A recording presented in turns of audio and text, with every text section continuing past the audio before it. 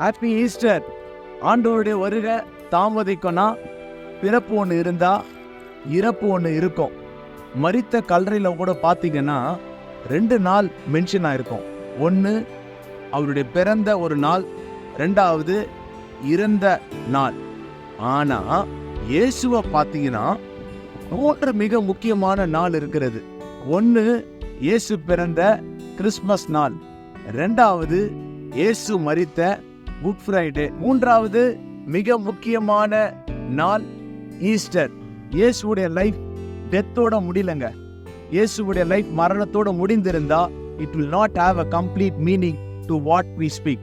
ஒருவேளை இயேசு மரித்தவரா இருந்தா இன்னைக்கு அவர் நமக்கு உதவி செய்ய முடியாது. இயேசு மரித்து அடக்கம் பண்ணப்பட்டு 3ஆம் நாளிலே உயிர்த்தெழுந்ததுனால, அந்த உயிர்த்தெழுந்த வல்லமையினால இன்றைக்கும் அவர் நன்மை செய்கிறவராக இருக்கிறார். ஈஸ்டர் நமக்கு சொல்லுகிற மிகப்பெரிய மெசேஜ் என்னவென்றால், இயேசுக்கு எப்படி 3 நாள் இருக்கிறதோ மனிதனுக்கும் பிறந்த நாள், இறந்த நாள், உயிர்த்தெழுந்த நாள் இருக்கிறதுங்க. மரணத்தோட வாழ்வு முடிவதில்லை.